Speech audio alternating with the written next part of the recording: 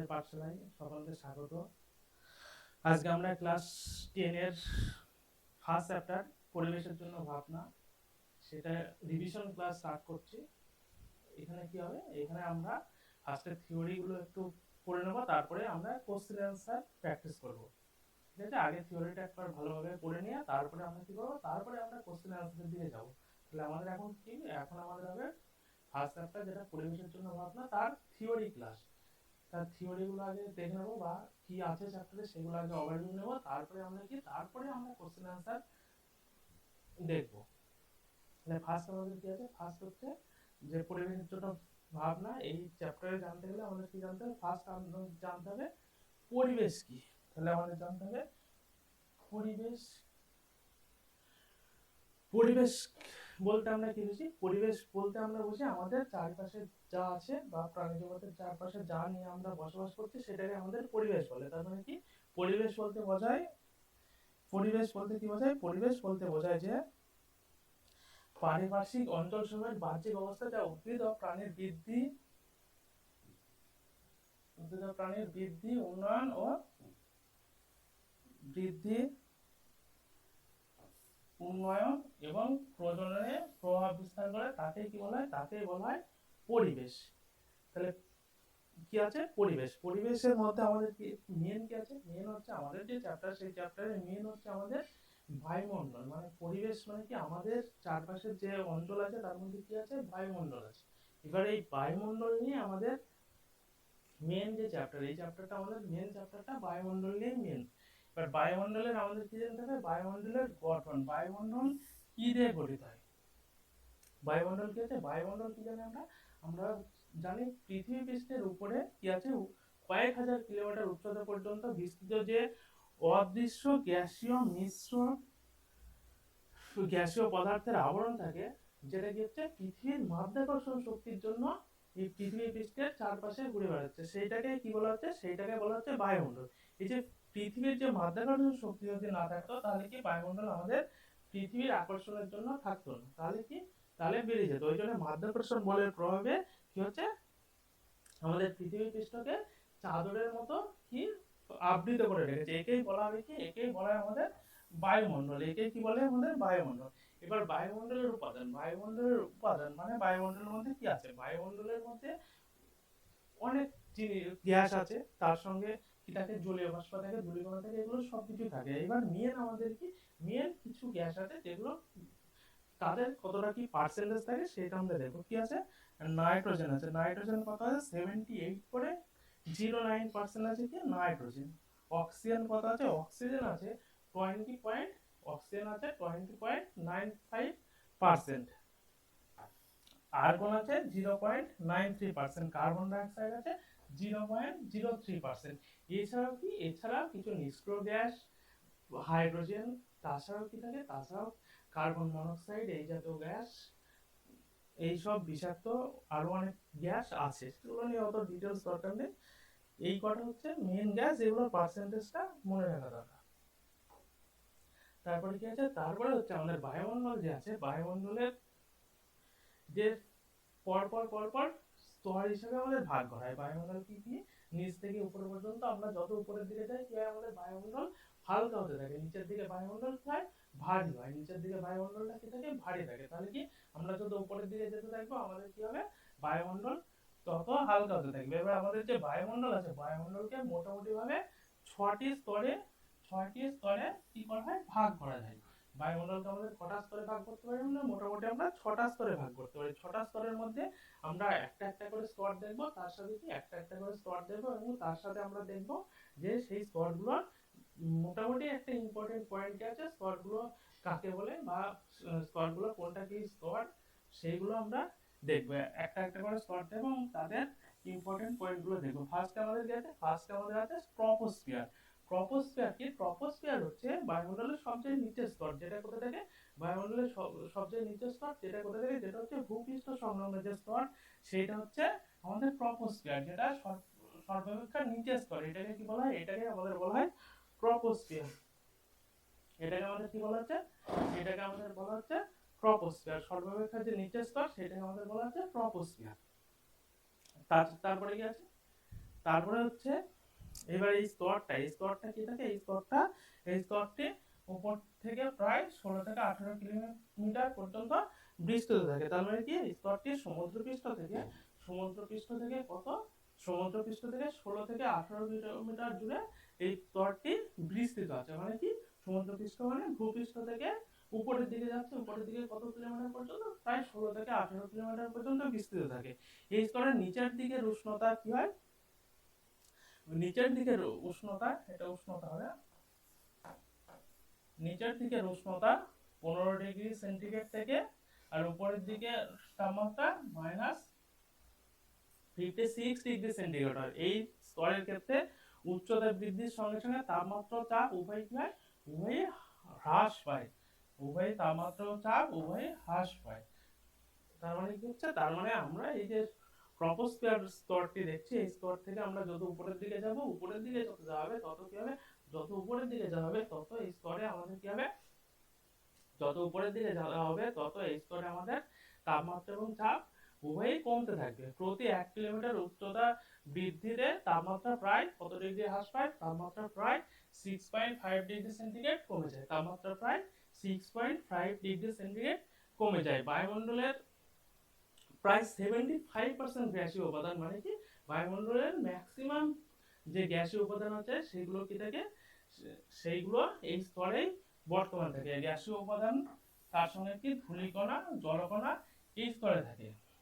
বজ্রপাত, ঝড় বৃষ্টি প্রভৃতি সবকিছুই কি হয়, সবগুলোই এই স্তরে ঘটে। ওই জন্য এই স্তরটাকে কি বলা হয়, ক্ষুব্ধমণ্ডল বা পরিবর্তনশীল স্তর বলে। এইটা সবচেয়ে ইম্পর্টেন্ট, এই স্তরটাকে কি স্তর বলা হয়, বা এইটাকে কি বলা হয়, ক্ষুব্ধমণ্ডল বা পরিবর্তনশীল স্তর বলা হয়।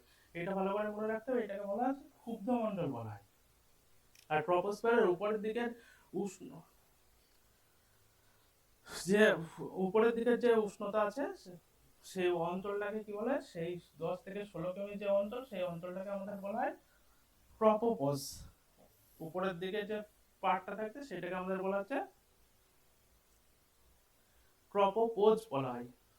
এটা গেল আমাদের ট্রপোস্ফিয়ার, এগুলো জানলেই হবে ট্রপোস্ফিয়ার থেকে। এবার হচ্ছে ট্রপোস্ফিয়ারের পরে আমাদের স্ট্র্যাটোস্ফিয়ার। স্ট্র্যাটোস্ফিয়ার কি হচ্ছে, স্ট্র্যাটোস্ফিয়ার হচ্ছে স্ট্রপোস্ফিয়ার পর্যন্ত চলে গেল, স্ট্রপোস্ফিয়ারের পরের যে স্তর, সেই উপরের দিকের স্তর, সেইটাকে বলা হয় স্ট্র্যাটোস্ফিয়ার।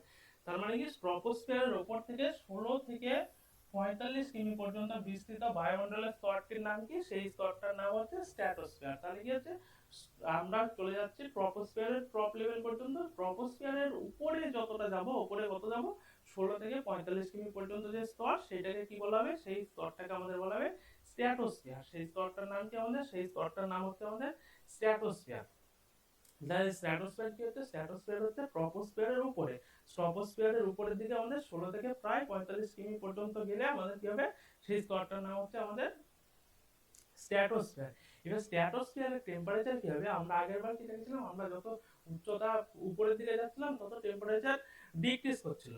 এইখানে কি হবে, এখানে টেম্পারেচার কি হয়, -56 ডিগ্রি সেন্টিগ্রেড থেকে 0 ডিগ্রি সেন্টিগ্রেডের মধ্যে লাই করে। এখানে টেম্পারেচার কত, -56 ডিগ্রি সেন্টিগ্রেড থেকে 0 ডিগ্রি সেন্টিগ্রেডের মধ্যে থাকে। এক্ষেত্রে উষ্ণতা বৃদ্ধির, এক্ষেত্রে উচ্চতা বৃদ্ধির সঙ্গে কি হবে, তাপমাত্রা বা উষ্ণতা কি হবে, উচ্চতা বৃদ্ধির সঙ্গে তাপমাত্রা বা উষ্ণতা কি হয়, বৃদ্ধি পায়। এই স্তরে বাতাসের পরিমাণ কি থাকে, কম থাকে, বাতাসের পরিমাণ কম থাকে, এবং ধূলিকণা জলীয় বাষ্প না থাকায় কোনো বজ্রপাত, ঝড় বৃষ্টি কিছুই হয় না। ওই জন্য এই স্তরটাকে কি বলা হয়, এই স্তরকে বলা হয় শান্ত মণ্ডল। এটা ভালো করে মনে রাখতে হবে। আগে কি ছিল, ট্রপোস্ফিয়ার। ট্রপোস্ফিয়ার কি ছিল, ট্রপোস্ফিয়ার ছিল ক্ষুব্ধ মণ্ডল, যেখানে কারণ কি ট্রপোস্ফিয়ারে ঝড় বৃষ্টি এইগুলো সংগঠিত হয়। আর স্ট্র্যাটোস্ফিয়ার কি হবে, স্ট্র্যাটোস্ফিয়ার হচ্ছে কি শান্ত মণ্ডল, কারণ এখানে জলীয় বাষ্প, ধূলিকণা এগুলো না থাকার জন্য এখানে বজ্রপাত, ঝড় বৃষ্টি এগুলো কিছুই সংগঠিত হয় না। ওই জন্য এটাকে কি বলা হয়, শান্ত মণ্ডল বলা হয়। এই কারণে এই স্তরে কি, এই স্তর দিয়ে জেট প্লেনগুলি সহজে চলাচল করে। এই স্তরে বায়ুর চাপ সমুদ্র পৃষ্ঠে বায়ুর চাপের 1/1000 অংশ হয়ে থাকে। স্ট্র্যাটোস্ফিয়ারের শেষ সর্বোচ্চ স্থির তাপমাত্রার অঞ্চলকে কি বলা হয়, ট্রপোপোজ বলা হয়। স্ট্র্যাটোস্ফিয়ারের যে একবারে শেষ পর্যন্ত বা উপর পর্যন্ত তাপমাত্রার অঞ্চল, সেটাকে বলা হয় স্ট্র্যাটোপোজ। এবার হচ্ছে ট্রপোস্ফিয়ারের মধ্যে একটা সবচেয়ে ইম্পর্টেন্ট পয়েন্ট হচ্ছে কি, সেই ইম্পর্টেন্ট পয়েন্টটা হচ্ছে ওজোন মণ্ডল বা ওজোন স্ফিয়ার। সেই ওজোন মণ্ডল বা ওজোন স্ফিয়ার এইটা হচ্ছে একটা ইম্পর্টেন্ট জিনিস, এটা স্ট্র্যাটোস্ফিয়ারের মধ্যে অবস্থিত। শান্ত মণ্ডলের ওপর থেকে প্রায় 20 থেকে 30 কিমি পর্যন্ত, মানে কি ভূপৃষ্ঠের সাপেক্ষে শান্ত মণ্ডলের উপরে 20 থেকে 30 কিমি পর্যন্ত ওজোন গ্যাস সমৃদ্ধ যে বায়ুস্তরটি আছে তাকে কি বলা হয়, তাকে বলা হয় ওজোন মণ্ডল বা ওজোনস্ফিয়ার বলে, তাকে ওজোন মণ্ডল বা ওজোনস্ফিয়ার বলে। এই স্তর সূর্যের ক্ষতিকর অতিবেগুনি রশ্মি, যে আল্ট্রাভায়োলেট রে বা অতিবেগুনি রশ্মি তাকে শোষণ করে। এই স্তরে তাপমাত্রা প্রায় 76 ডিগ্রি সেন্টিগ্রেড হয়। তাহলে কি, তাহলে এখানে সবচেয়ে ইম্পর্টেন্ট পয়েন্ট কি, ইম্পর্টেন্ট জিনিস হচ্ছে সেটা হচ্ছে ওজোন মণ্ডল বা ওজোন স্ফিয়ার।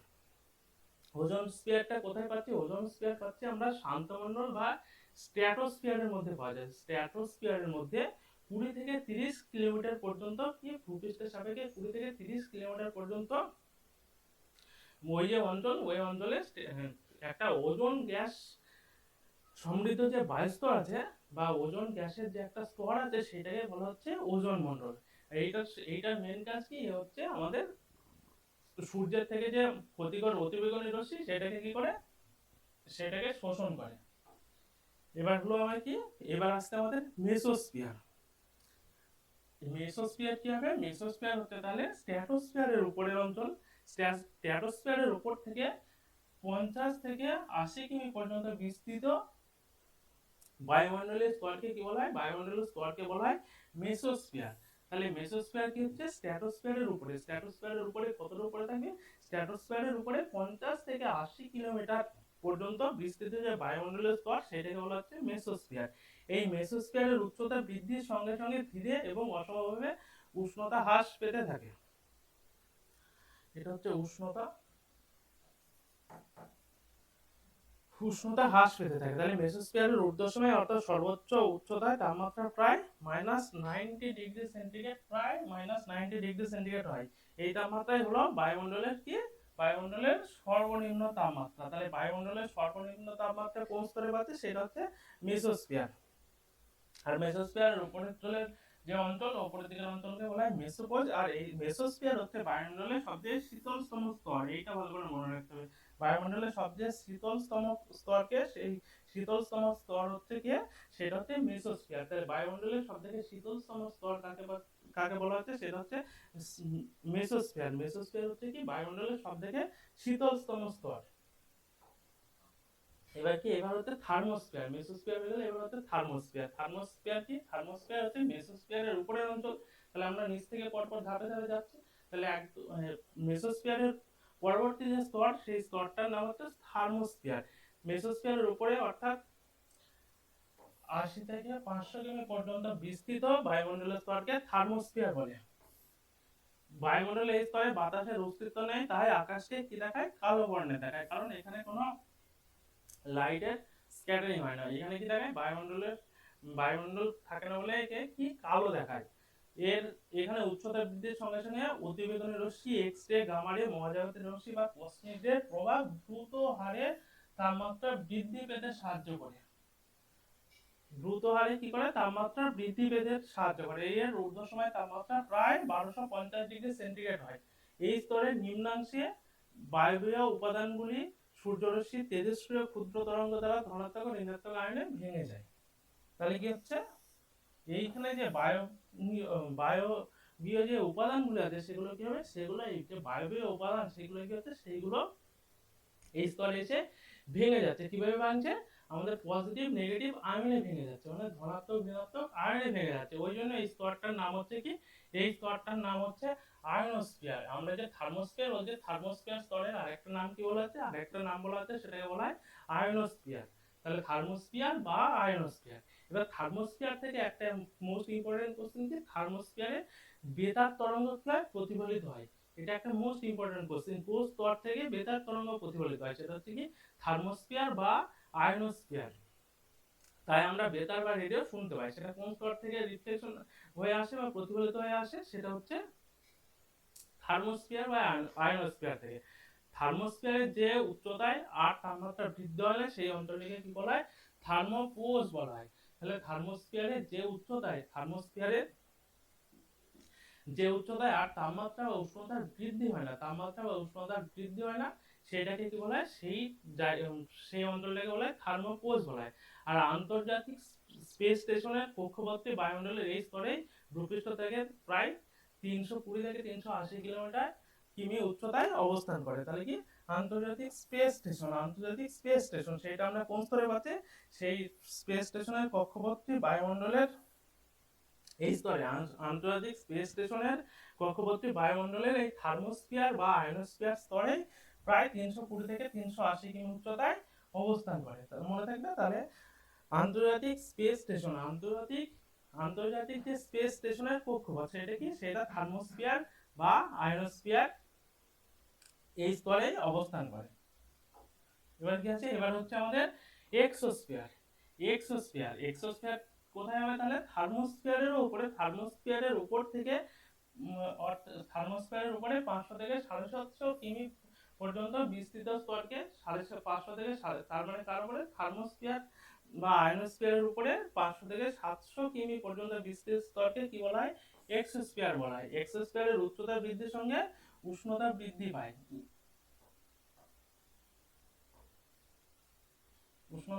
পায়, এবং উষ্ণতা হচ্ছে প্রায় 1200 থেকে 1600 ডিগ্রি সেন্টিগ্রেডের মধ্যে থাকে। কৃত্রিম উপগ্রহ মহাকাশ স্টেশন এখানে অবস্থান করে। তাহলে কৃত্রিম উপগ্রহ বা মহাকাশ স্টেশন কোন স্তরে পাওয়া যায়, সেটা হচ্ছে এক্সোস্ফিয়ারে পাওয়া যায়। এই স্তরটি মূলত অক্সিজেন দ্বারা গঠিত হলেও সামান্য পরিমাণ হিলিয়াম ও হাইড্রোজেন দেখা যায়। তাহলে এই স্তরটা মূলত অক্সিজেন দ্বারা গঠিত হলে থাকে, আর হিলিয়াম এবং হাইড্রোজেনও এই স্তরের মধ্যে অল্প পরিমাণে পাওয়া যায়। আর আরেকটা এখানে মোস্ট ইম্পর্টেন্ট কোশ্চেন হচ্ছে, সবথেকে উষ্ণতম স্তর হচ্ছে কি, সবথেকে উষ্ণতম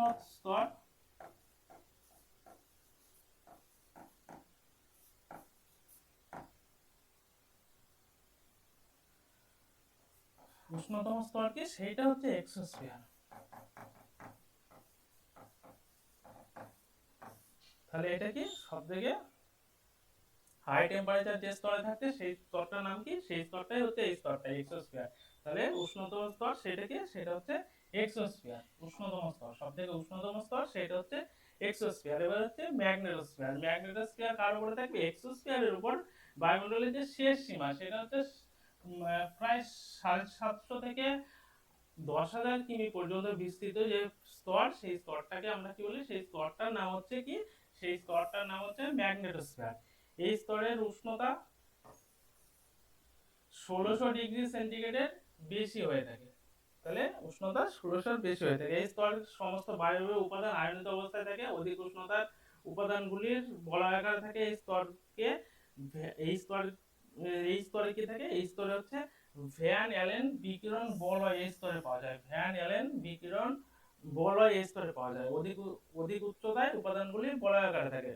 এই যে বায়বীয় উপাদানগুলি আছে এগুলো আয়নিত অবস্থায় থাকে কোন স্তরে, ম্যাগনেটোস্ফিয়ারে। এবং ম্যাগনেটোস্ফিয়ারে কি হবে, ম্যাগনেটোস্ফিয়ারে যে আয়নিত অবস্থায় থাকে এবং উপরের দিকে কি হবে, উপরের দিকে যে বলয়ের সৃষ্টি করে, সেই বলয়টাকে আমাদের কি বলা হয়, ভ্যান অ্যালেন বিকিরণ বলয় বলা হয়। ভ্যান অ্যালেন বিকিরণ বলয়।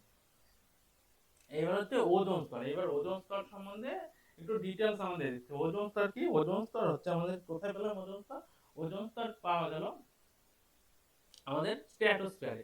স্ট্র্যাটোস্ফিয়ারে প্রায় 15 থেকে 35 কিমি বা 30 এরকম একটা দেয়া থাকে, যেটা হচ্ছে ভূপৃষ্ঠ থেকে।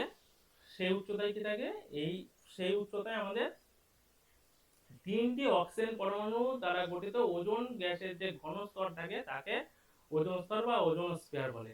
বায়ুমণ্ডলের মোট ওজোন গ্যাসের 90% কি, প্রায় ম্যাক্সিমাম 90% এই স্তরে উপস্থিত থাকে। এই স্তরে ওজোন গ্যাসের ঘনত্ব 450 ডিইউ। এই ডিইউটা হচ্ছে ওজোন স্তর ঘনত্ব পরিমাপের একক। ওজোন স্তর ঘনত্ব পরিমাপের একক সেটা হচ্ছে ডিইউ। এইটাকে বলা হয় ডবসন ইউনিট। এর নাম হচ্ছে ডবসন ইউনিট। এবং এই যে ওজোন স্তর বা ওজোন গ্যাস, এই ওজোন গ্যাসের সংকেত কি হয়, ওজোন গ্যাসের সংকেত হচ্ছে O3। তাহলে এখানে কটা অক্সিজেন পরমাণু আছে, 3টি। O3 3টে অক্সিজেন পরমাণু নিয়ে ওজোন স্তর গঠিত হয় বা ওজোন গ্যাস গঠিত হয়। ঠিক আছে, এবার ওজোন স্তরের সৃষ্টি, ফরমেশন, ওজোন স্তর কিভাবে তৈরি হচ্ছে। ওজোন স্তর কিভাবে তৈরি হয়? ওজোন স্তর হচ্ছে বায়ুমণ্ডলের স্ট্র্যাটোস্ফিয়ারে অতিবেগুনি রশ্মির উপস্থিতিতে দুটি অনুক্রমিক আলোক রাসায়নিক বিক্রিয়ার মাধ্যমে ওজোন গ্যাসের সৃষ্টি হয়। কিভাবে? প্রথম দ্বিপরমাণুযুক্ত অক্সিজেন অণু অতিবেগুনি রশ্মির ফোটন কণার মধ্যে কি আছে, ইউভি বি আর ইউভি সি আছে, এর দ্বারা কি হয়, বিয়োজিত হয়ে অক্সিজেন পরমাণুতে পরিণত হয়। তার মানে কি হচ্ছে, ফার্স্টে কি হচ্ছে, এই যে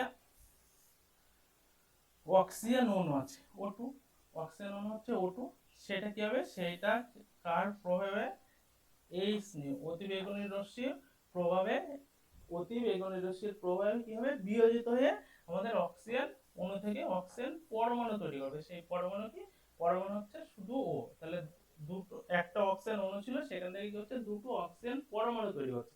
এইবার কি হবে, বিয়োজিত হয়ে অক্সিজেন পরমাণুতে পরিণত হয়। তাহলে আমরা অক্সিজেন যে অণু ছিল, অণু থেকে আমরা অক্সিজেন পরমাণু পেয়ে গেলাম। কার জন্য? এই অতিবেগুনি রশ্মির যে ফোটন কণা, সেই ফোটন কণার জন্য আমরা পেয়ে গেলাম অক্সিজেন অণু থেকে অক্সিজেন পরমাণু। এবার দ্বিতীয় ক্ষেত্রে কি হবে, এই যে অক্সিজেন পরমাণু, এই যে অক্সিজেন পরমাণু ওজনের অণুর সঙ্গে যুক্ত হবে। তাহলে কি হবে, এবার কি হবে, এই যে অক্সিজেন অণু ছিল তার সঙ্গে এখান থেকে আমাদের একটা অক্সিজেন, এখান থেকে আমাদের কি হবে, একটা অক্সিজেন পরমাণু চলে আসবে। এই যে অক্সিজেন পরমাণু যুক্ত হয়ে কি তৈরি করবে, এই অক্সিজেন পরমাণু যুক্ত হয়ে ওজোন গ্যাস তৈরি করবে, যেটার সংকেত হচ্ছে O3। তার সঙ্গে কি তৈরি করবে, তার সঙ্গে উৎপন্ন হবে তাপ। তাহলে আমরা কি পেলাম, তার মানে আমরা ফার্স্টে কি হচ্ছে, ফার্স্টে যে অক্সিজেন অণু ছিল সেইটা কিভাবে, অক্সিজেন অণুটা কি হচ্ছে, অক্সিজেন অণুটা অতিবেগুনি রশ্মির ফোটন কণার সাহায্যে কি হচ্ছে, বিয়োজিত হচ্ছে। বিয়োজিত হয়ে কি হচ্ছে, আমাদের অক্সিজেন যে অণু সেটা দুটো অক্সিজেন পরমাণুতে উৎপন্ন হচ্ছে, O প্লাস O, সেটাকে আমরা কিভাবে লিখছি, 2O। এইটাই কি হবে, দুটো অক্সিজেন পরমাণু, দুটো অক্সিজেন পরমাণু তৈরি করছে। এই এইবার এই আগের যে অক্সিজেন অণু ছিল আর যে এই অক্সিজেন পরমাণু, অক্সিজেন পরমাণু কি সক্রিয়, এবার দুটো যুক্ত হয়ে কি হবে, দুটো যুক্ত হয়ে আমাদের ওজোন আর তাপ উৎপন্ন করবে। এইভাবে কি হচ্ছে, এইভাবে আমাদের ওজোন স্তরের কি হচ্ছে, ওজোন স্তরের ফরমেশন হচ্ছে, এভাবে ওজোন স্তরের সৃষ্টি হয়। তাহলে ওজোন স্তর সৃষ্টি পাওয়া গেলে এবার হচ্ছে আমাদের ওজোন স্তরের ধ্বংস। এবার ওজোন স্তর আমাদের কিভাবে, ওজোন স্তর ধ্বংস হয়ে যাচ্ছে, যেটা আমাদের পরিবেশের জন্য যথেষ্ট ক্ষতিকর। তাহলে ওজোন স্তরের ধ্বংস মূলত অতিরিক্ত বায়ু দূষণের জনিত কারণে ওজোন স্তরের অবক্ষয় বা ধ্বংস ঘটে। তাহলে ওজোন স্তরের অবক্ষয় বা ধ্বংস কিসের জন্য হচ্ছে, সেটা মেনলি হচ্ছে আমাদের বায়ু দূষণের জন্য। ওজোন গ্যাস সৃষ্টির তুলনায় ধ্বংস বেশি হলে ওজোন স্তর কি হবে, ওজোন স্তর পাতলা হয়ে যাবে। তাহলে ওজোন স্তর কন্টিনিউ সৃষ্টি হচ্ছে, আবার ওজোন স্তর ধ্বংস হচ্ছে। তাহলে ধ্বংস যদি বেশি হয়ে যায় তাহলে কি হবে, ধ্বংস বেশি হলে ওজোন স্তর কি হবে, পাতলা হতে শুরু করে। একেই ওজোন স্তরের অবক্ষয় বা বিনাশ বলে। তাহলে ওজোন স্তরের পাতলা হয়ে যাওয়া, ওজোন যে একটা লেয়ার আছে, একটা স্তর আছে, সেই স্তরটা যখন পাতলা হয়ে যাবে, সেই স্তরটা পাতলা হয়ে যাওয়াকেই কি বলবে, ওজোন স্তরের অবক্ষয় বা ওজোন স্তরের বিনাশ বলা হবে। এবার প্রাকৃতিক কারণে ও মনুষ্য সৃষ্ট কারণে ওজোন গহ্বর সৃষ্টি হয়ে থাকে। তাহলে ওজোন স্তর যখনই ধ্বংস হবে, ওজোন স্তরের বিনাশের ফলে ওজোন গহ্বর বা ওজোন হল সৃষ্টি হবে। সেই ওজোন গহ্বর বা ওজোন হোল, সেইটা কিভাবে সৃষ্টি হবে, সেটা প্রাকৃতিক কারণেও হতে পারে আর মানুষ সৃষ্ট কারণেও হতে পারে। মানুষ সৃষ্ট যে কারণ, সেই কারণের মধ্যে আমাদের কি দেখতে হবে, CFC বা ক্লোরোফ্লোরোকার্বন, এই যে যৌগগুলো আছে এই যৌগের সাহায্যে হয়। আবার কি নাইট্রোজেনের অক্সাইড সমূহ আছে, যে নাইট্রোজেন মনোক্সাইড, বা তারপরে আছে কি nitrogen dioxide, die nitrogen trioxide, N2O3, এটা হচ্ছে NO2, nitrogen dioxide, nitrogen monoxide, nitrogen, এটা হচ্ছে নাইট্রোজেন মনোক্সাইড, এটা হচ্ছে নাইট্রোজেন ডাইঅক্সাইড, এটা ডাই নাইট্রোজেন ট্রাইঅক্সাইড ইত্যাদি। যে নাইট্রোজেন ঘটিত যে যৌগ সমূহ আছে, বা এটাকে জেনারেলি আমাদের NOx বলা যায়। তারপরে আছে কি হ্যালোন যৌগ সমূহ, হ্যালোন যৌগ সমূহ যেমন হ্যালোন 1211, হ্যালোন 1301 ওজোন স্তর বিনাশ ঘটায়। এই যে যৌগগুলো আছে এইগুলো কি হচ্ছে, এরা আমাদের ওজোন স্তর বিনাশের জন্য দায়ী। এবার CFC বা ক্লোরোফ্লোরোকার্বন, যাতে কি রেফ্রিজারেটর ওইগুলোতে পাওয়া যায়। আর কি হ্যালোন, হ্যালোন হচ্ছে আমাদের কি অগ্নি নির্বাপক যে যন্ত্র হয় সেখানে কি আমাদের সেখানে হ্যালোন ইউজ করা হয়। আর এগুলো তো বিভিন্ন জাতীয় দূষণ থেকে এগুলো তৈরি হয়, নাইট্রোজেন ঘটিত যে যৌগগুলো আছে এগুলো কি, এইগুলোই আমাদের ওজোন স্তর ধ্বংসের জন্য দায়ী। এবার দেখো ওজোন স্তর ধ্বংসে এনও আর NO2 এবং CFC যৌগগুলোর ভূমিকা। তাহলে আমরা ফার্স্টে কি, আমরা ফার্স্টে দেখছি নাইট্রোজেন, আমরা ফার্স্টে দেখছি সাপোজ নাইট্রোজেন মনোক্সাইড এবং নাইট্রোজেন ডাইঅক্সাইডের সাহায্যে ওজোন স্তর কিভাবে ধ্বংস হয় সেটা আমরা ফার্স্টে দেখছি। তাহলে নাইট্রোজেন ডাইঅক্সাইডের সাহায্যে কিভাবে ওজোন স্তর ধ্বংস হবে দেখ। এবার হচ্ছে ফার্স্টে যদি আমরা দেখি নাইট্রোজেন মনোক্সাইড, তাহলে এনও কি করবে, এনও হচ্ছে গ্যাস, সেটা কি হবে, সেটা হচ্ছে ওজনের সঙ্গে কি করবে, ওজনের সঙ্গে বিক্রিয়া করবে, বিক্রিয়া করে কি তৈরি করবে, বিক্রিয়া করে তৈরি করবে NO2 gas plus O2 gas. তাহলে কি হচ্ছে, তাহলে আমাদের যে নাইট্রোজেন মনোক্সাইড ছিল, তাহলে আমাদের যে নাইট্রোজেন মনোক্সাইড ছিল, নাইট্রোজেন মনোক্সাইড কি করবে, নাইট্রোজেন মনোক্সাইড আমাদের ওজনের সঙ্গে বিক্রিয়া করবে, ওজনের সঙ্গে বিক্রিয়া করে নাইট্রোজেন ডাইঅক্সাইড এবং অক্সিজেন গ্যাস উৎপন্ন করবে, এবং তার ফলে কি হবে, এবং তার ফলে আমাদের ওজোন স্তর কি হবে, তার ফলে আমাদের ওজোন স্তর ধ্বংস হবে বা ওজোন স্তর ক্ষয়প্রাপ্ত হবে। এবার হচ্ছে আমাদের নাইট্রোজেন ডাইঅক্সাইডের সঙ্গে যদি আমরা দেখি, তাহলে নাইট্রোজেন ডাইঅক্সাইডের সঙ্গে কি হবে, NO2, নাইট্রোজেন ডাইঅক্সাইড মানে NO2, এ কি হবে, ওজনের সঙ্গে বিক্রিয়া করবে, ওজনের সঙ্গে বিক্রিয়া করে কি উৎপন্ন করবে, ওজনের সঙ্গে বিক্রিয়া করে উৎপন্ন করবে আমাদের NO উৎপন্ন করবে প্লাস 2O2 উৎপন্ন করবে। তাহলে কি তোমরা 4 5 3 আর 2 5, তাহলে কি হচ্ছে, তাহলে নাইট্রোজেন ডাইঅক্সাইড ওজনের সঙ্গে বিক্রিয়া করে নাইট্রোজেন মনোক্সাইড আর অক্সিজেন গ্যাস উৎপন্ন করছে। এর ফলে কি হবে, এর ফলে আমাদের যে ওজোন স্তরটা, যে স্তরটা ক্ষয়প্রাপ্ত হবে। তাহলে আমরা কি নাইট্রোজেন ঘটিত যৌগ বা NOx জাতীয় যে যৌগগুলো ছিল সেই জাতীয় যৌগের জন্য আমরা দেখলাম। এবার কি আমরা হচ্ছে CFC জাতীয় যৌগগুলোর জন্য দেখব। CFC জাতীয় যৌগগুলোর জন্য কি হবে, বায়ুতে কি হচ্ছে, CFC যৌগ সময় কি হবে, বায়ুতে নিষ্ক্রিয় বিষহীন অগ্রাহ্য স্থায়ী যৌগ। তাহলে CFC কি হবে, CFC বায়ুতে একটি নিষ্ক্রিয় বিষহীন অগ্রাহ্য স্থায়ী যৌগ। এই অগ্রাহ্য হওয়ার কারণে এদের কি কি করা হয়, এদের আমরা রেফ্রিজারেটর, এসি বা বাতানুকূল যন্ত্র এবং খাদ্যদ্রব্য সংরক্ষণের কাজে কি করি, এদেরকে আমরা ব্যবহার করি। এবং CFC যৌগসমূহ স্ট্র্যাটোস্ফিয়ারে ওজোন ধ্বংসে অনুঘটকের কাজ করে। তাহলে কি হবে, CFC আমাদের যে ওজোন স্তর ধ্বংসে, CFC আমাদের অনুঘটকের মতো কাজ করছে। অতিবেগুনি রশ্মির প্রভাবে CFC বিভাজিত হয়ে সক্রিয় ক্লোরিন পরমাণু সৃষ্টি করে, যা ওজনের সঙ্গে বিক্রিয়ায় অক্সিজেন এবং ক্লোরিন মনোক্সাইড উৎপন্ন করে। এটা কি হবে, অতিবেগুনি রশ্মির ফলে ওজনের সঙ্গে বিক্রিয়ায় অক্সিজেন ও ক্লোরিন মনোক্সাইড ClO উৎপন্ন ClO পুনরায় ওজনের সঙ্গে বিক্রিয়া করে O2 অণু এবং সক্রিয় ক্লোরিন পরমাণু উৎপন্ন করে, যা পুনরায় O3 এর সঙ্গে বিক্রিয়ায় O2 উৎপন্ন করে। এইভাবে প্রক্রিয়াটি চক্রাকারে চলতে থাকে, ফলে ওজোন স্তর ক্রমশ পাতলা হয়ে কি হয়, তাহলে এর ফলে ওজোন স্তর ক্রমশ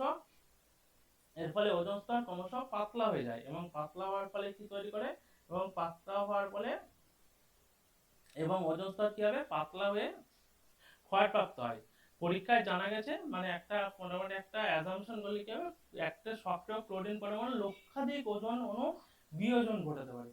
এবার আমরা এর রিঅ্যাকশনটা দেখব। রিঅ্যাকশনটা কিভাবে দেখব, রিঅ্যাকশন হচ্ছে আমাদের কি, এই যে ক্লোরোফ্লোরোকার্বন আছে, আমরা যদি দেখি CFCl3, এটাকে কি বলা হচ্ছে,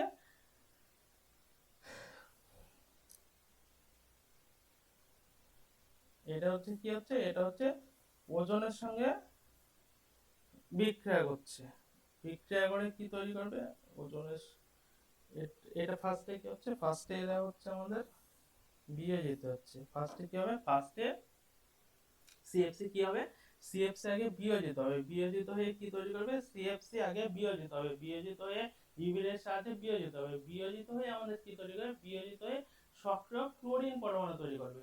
সক্রিয় ক্লোরিন পরমাণু তৈরি করে। এবার কি হবে, এটা আমাদের কার সাহায্যে বিয়োজিত হবে, এটা হচ্ছে আমাদের আলট্রাভায়োলেট যে রে আছে অতিবেগুনি রশ্মির সাহায্যে কি হবে, এটা বিয়োজিত হয়ে যাবে। অতিবেগুনি রশ্মির সঙ্গে বিয়োজিত হয়ে এটা কি তৈরি করবে, এটা তৈরি করবে CFCl2 আর কি সক্রিয় ক্লোরিন পরমাণু। এই যে ক্লোরিন পরমাণুটা পাবো এটাকে আমাদের কি বলা হবে, এটা হচ্ছে সক্রিয় ক্লোরিন পরমাণু। মানে কি, এটা বিক্রিয়া করার জন্য বসে আছে, সহজেই বিক্রিয়া করবে। আর কি হয়, আর যদি আমাদের CF2Cl2 নেই, এটা এটা থেকে হবে, এটা থেকে কি হবে, এটা থেকে H নিয়মের ফলে কি তৈরি হবে, CF2Cl প্লাস Cl, এটাও কি হবে, সক্রিয় একটা ক্লোরিন পরমাণু তৈরি করে। তাহলে কি হচ্ছে, তাহলে আমরা দুই ক্ষেত্রে কি পাচ্ছি, দুই ক্ষেত্রে আমাদের একটা করে সক্রিয় ক্লোরিন পরমাণু পাচ্ছি। দুই ক্ষেত্রে আমরা কি পাচ্ছি, সক্রিয় ক্লোরিন পরমাণু পাচ্ছি। দুই ক্ষেত্রে আমাদের কি উৎপন্ন হচ্ছে, সক্রিয় ক্লোরিন পরমাণু উৎপন্ন হচ্ছে। এই সক্রিয় ক্লোরিন পরমাণু কি হবে, এই সক্রিয় ক্লোরিন পরমাণুগুলো আমাদের কি হবে, ওজনের সঙ্গে বিক্রিয়া করবে। এই সক্রিয় ক্লোরিন পরমাণু ওজনের সঙ্গে কি করবে, বিক্রিয়া করবে। বিক্রিয়া করবে কি হবে, সক্রিয় ক্লোরিন পরমাণু। আর যদি আমরা দেখি তাহলে সক্রিয় যে ক্লোরিন পরমাণু আছে এই Cl, এই Cl কি করবে, এটাও সক্রিয় আছে, বা এর মাথায় কি দেওয়া হয়, এর মাথায় একটা করে ডট দেওয়া হয়, ডট দিয়ে সক্রিয় বোঝানো হয়। কি হবে, এর ওজনের সঙ্গে কি করবে, বিক্রিয়া করবে। বিক্রিয়া করে কি হবে, ক্লোরিন মনো অক্সাইড উৎপন্ন করবে। কি উৎপন্ন করবে, ক্লোরিন মনো অক্সাইড, যেটাকে বলা হচ্ছে ClO প্লাস কি হবে, দেখো প্লাস O2 উৎপন্ন করছে। তাহলে কি হচ্ছে, তাহলে এই যে ক্লোরিন সক্রিয় ক্লোরিন ছিল, সক্রিয় ক্লোরিন ওজনের সঙ্গে বিক্রিয়া করছে, বিক্রিয়া করে ফার্স্টে উৎপন্ন হচ্ছে, ফার্স্ট উৎপন্ন করছে ক্লোরিন মনোক্সাইড এবং এবং কি উৎপন্ন হচ্ছে, এবং হচ্ছে অক্সিজেন গ্যাস উৎপন্ন করছে। এইবার কি এইটাও কি থাকছে, এটাও থাকছে আমাদের কি সক্রিয়। এবার এইটা কি করবে, এই যে সক্রিয় ক্লোরিন মনোক্সাইড, সে কি করবে, সক্রিয় ক্লোরিন মনোক্সাইড যেটা, ইয়ে আবার কি করবে, ওজনের সঙ্গে বিক্রিয়া করবে। ওজনের সঙ্গে বিক্রিয়া করে কি করবে, ইয়ে আবার, এটা কি ছিল সক্রিয়, দিয়ে এ কি করবে, এই ওজনের সঙ্গে বিক্রিয়া করে এ উৎপন্ন করবে ক্লোরিন যেটা সক্রিয়, তার সঙ্গে কি হবে, তার সঙ্গে দুই অণু অক্সিজেন উৎপন্ন করবে। তাহলে কি হলো, তাহলে এই যে প্রসেসটা, ওই যে আমরা ক্লোরিন পেয়েছিলাম ওই দিক থেকে, যেটা সিএফসি থেকে, সেরকম ধারায় কি হচ্ছে, এখান থেকে আমাদের সক্রিয়, এখান থেকে আমাদের কি উৎপন্ন হয়ে যাচ্ছে, এখান থেকে আমাদের উৎপন্ন হয়ে যাচ্ছে সক্রিয় ক্লোরিন পরমাণু। আর এইটা হচ্ছে কি, এই দুটো হচ্ছে আমাদের কি ক্লোরোফ্লোরোকার্বন সিএফসি। এটা এটা যেরকম ট্রাইক্লোরোফ্লুরো মিথেন, আর এটা হচ্ছে ডাইফ্লুরোমিথেন। এটার নাম হচ্ছে ডাইফ্লুরোমিথেন, এটার নাম হচ্ছে ডাইফ্লুরোমিথেন। নামগুলো অত দরকার নেই। এইটা হচ্ছে খুব একটা ইম্পর্টেন্ট জিনিস, এটা ভালো করে পড়তে হবে, যে সিএফসি আমাদের ওজোন গ্যাস ধ্বংসে যে ভূমিকা, সেটা ভালো করে পড়তে হবে। সিএফসি কিভাবে আমাদের ওজোন স্তরকে ধ্বংস করছে, এটা একটু ভালো করে পড়তে হবে।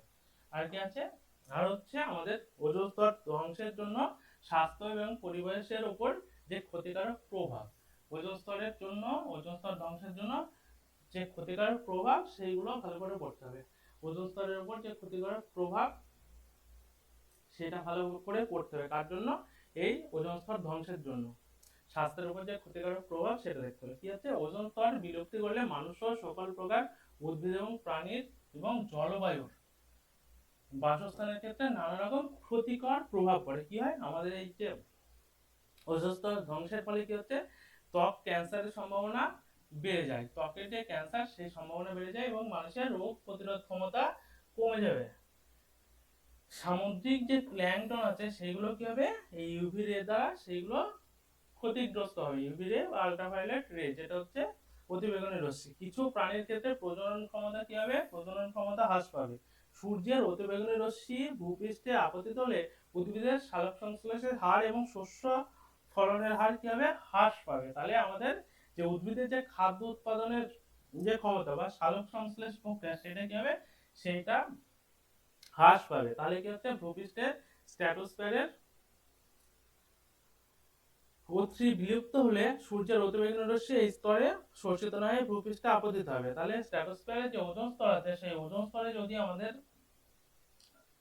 সূর্যের যে অতিবেগুনি রশ্মি আছে সেটা যদি শোষিত না হয় তাহলে কি হবে, ভূপৃষ্ঠে আপতিত হবে। ফলে কি হবে, ফলে ভূপৃষ্ঠের তাপমাত্রা বৃদ্ধি পাবে এবং তাপমাত্রা বাড়ার ফলে কি হবে, তাপমাত্রা বাড়ার ফলে কি হবে, আমাদের ভূপৃষ্ঠের যে তাপমাত্রা সেটা যখনই বেড়ে যাবে তখন যে আমাদের মেরু অঞ্চল আছে এই মেরু অঞ্চলে যে বরফ সেইগুলো গলতে শুরু করবে এবং জলস্তরের উচ্চতা কি হবে, বাড়তে থাকবে এবং যে সমুদ্র উপকূলবর্তী যে এলাকাগুলো আছে সেগুলো কি হবে, সেগুলো জলের আস্তে আস্তে জলের নিচে চলে যাবে।